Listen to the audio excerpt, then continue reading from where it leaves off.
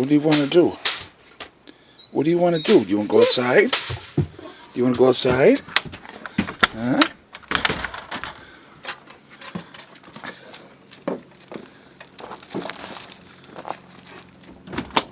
Well, let's go. Hey everybody, Prepper Nurse 1 here. I'm going to take a walk in here real quick because I want to see what the batteries are doing. And we will have a chat.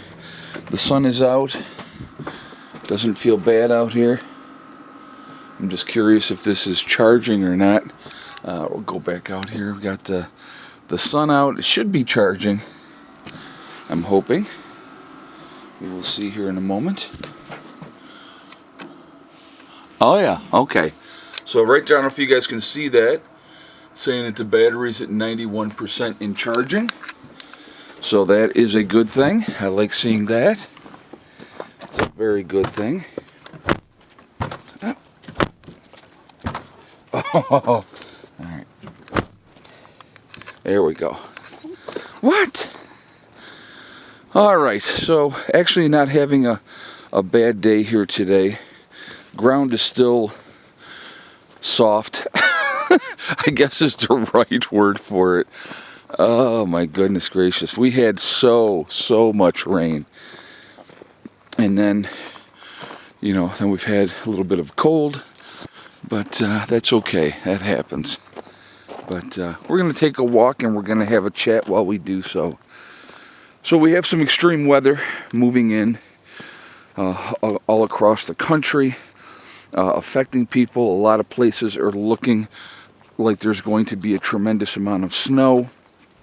And there is, if you look, the forecasters, even our buddy Ryan Hall, y'all, he says, he goes, let's put it like this. He goes, we don't know exactly where yet. As we get a couple days closer, we'll know better.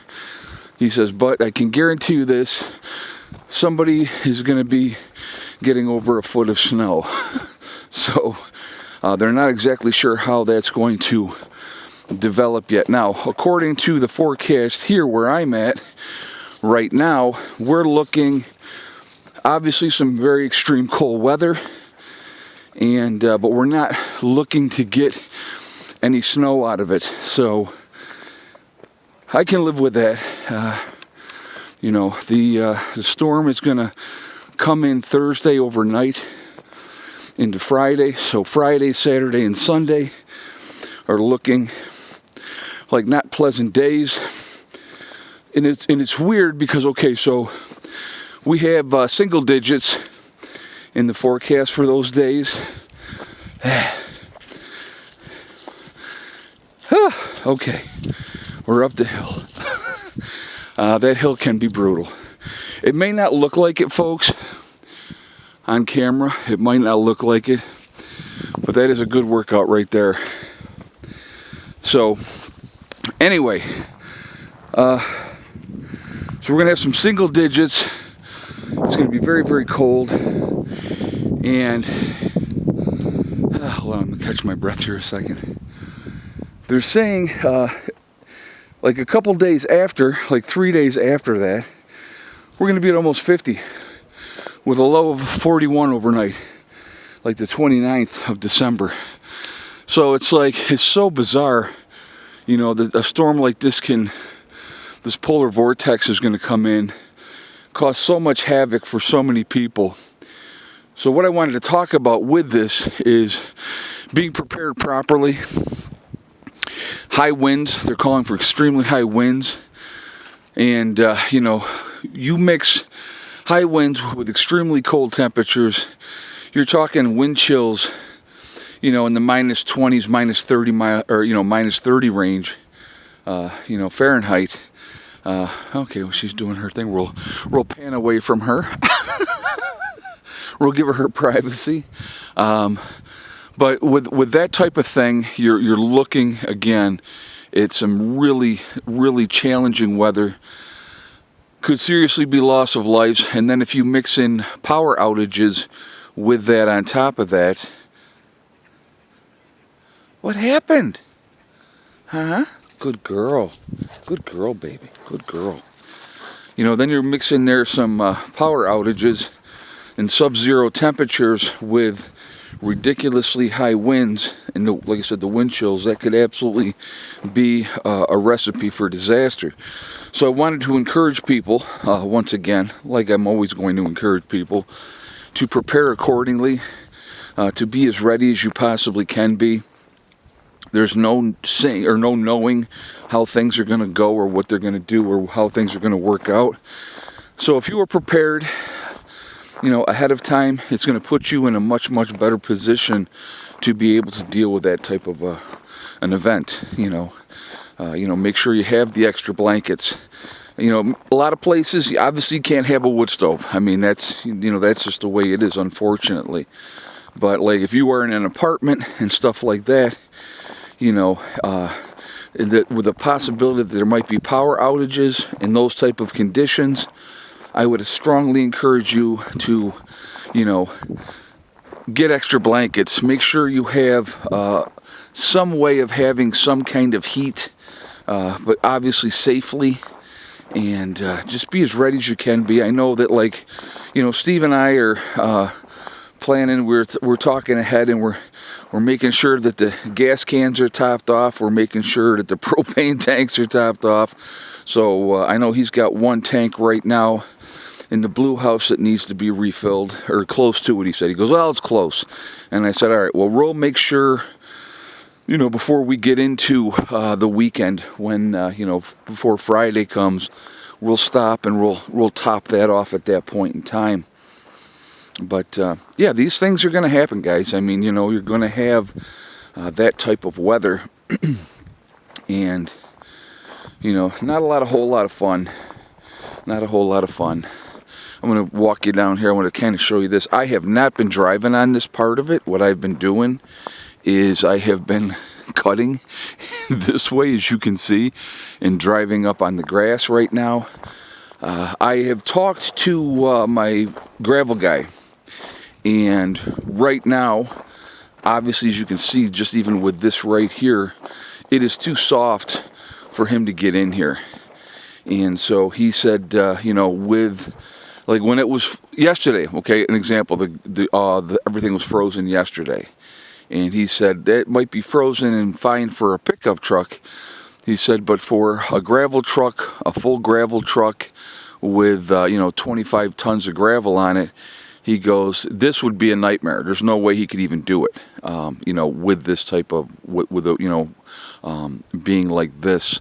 So what we're going to end up doing is, once he gets cold enough, and what we may end up having to do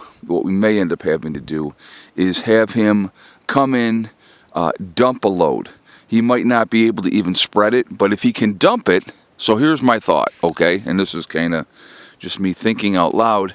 I have him dump it, come up to the point here, stop, turn around, dump the load, and just dump it. And then that way, if I have to spread it out one full load in this area, that's what we would have to do. And so, again, it's like once you get to a certain temperature, it's going to be more difficult. But if we can get this part here squared away enough that I can drive on it, that might be a good thing. But it may involve a whole lot of raking. But in the meantime, if we had to, obviously I can cut through here like I have been doing. But it's we got to get this part here squared away, before a whole lot more driving gets done. Because I definitely am, like I said, I am not driving through this part at all. This is a mess. I don't want to make it any worse. So once we get a load of gravel into this part of the road, it's going to be much, much better. So it's just one of those things. Like I said, we're going to get there. It's like we're at a point right now where, it hasn't dried out enough, or it's not frozen enough. And if it gets too frozen and it gets too cold outside, by the time he gets here with a load of gravel, it won't spread because of the temperatures. So, we're just kind of, at this point, we're like, well, we've been talking. He's going to come in and have a look at things, and we're going to try to make a game plan of how we're going to do this. But like I said, if I have to, have him come in and dump a load in that turn, and then we spread it out, then we'll spread it out. And that may take a bit, but you know, we'll do what we have to do. I'd like to have all this part here, you know, going up through this area, have them just hit the tracks with the heavier stone, and go from there. And like I said, we're gonna get it worked out. But yeah. So again, today, I think the high today, they're calling for like 40 or 41. So it's not bad right now. It's really not bad at all. And so with, you know, having things where they are, that's a good thing. I like seeing that the batteries are getting some sunshine, and we're making headway that way. So that's always a good thing. The more sun I can get on there, the less that I have to use the generator, which is always a nice thing as well.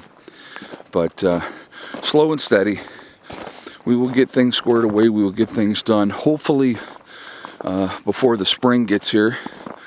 You know, once it freezes up, guys, you know, then it'll be easier to get in.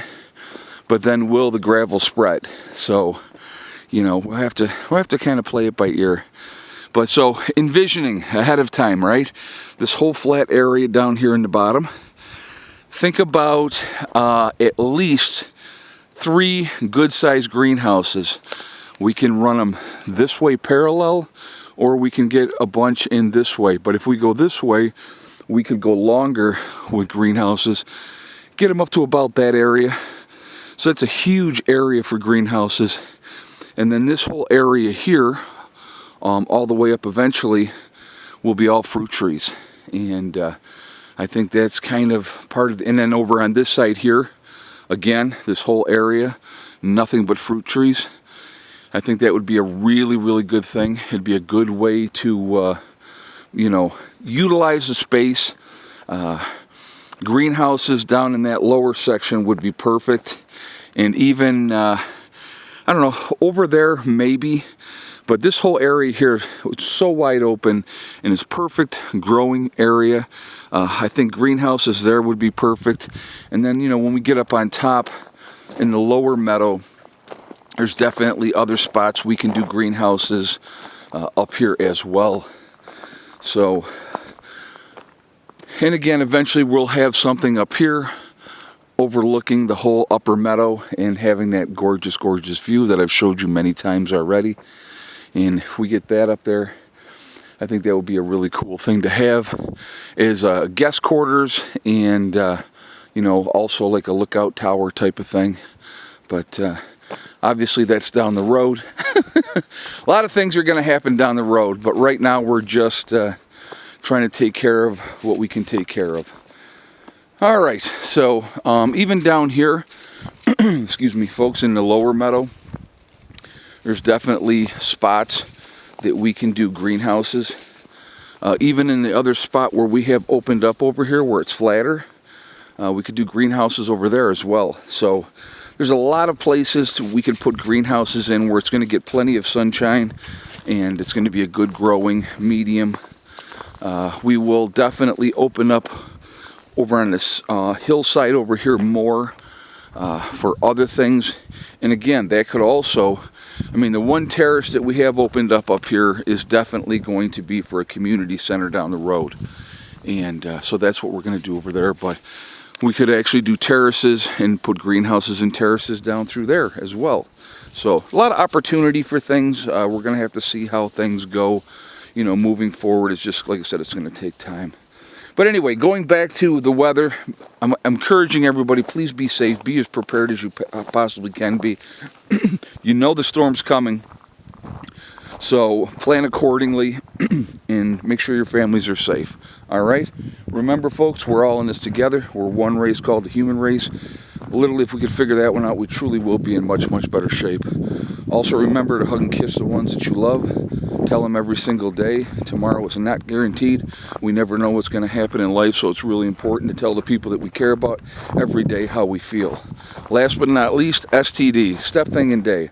One step at a time, one thing at a time, and one day at a time. Whatever you are trying to do, whatever you're trying to accomplish, you can do it. The only one that's going to stop you from achieving your goal is you. That's it, nobody else. Stay positive, stay away from the negativity, and you're going to be just fine. All right, folks, I will talk to you all later. Prepper Nurse 1 out for now.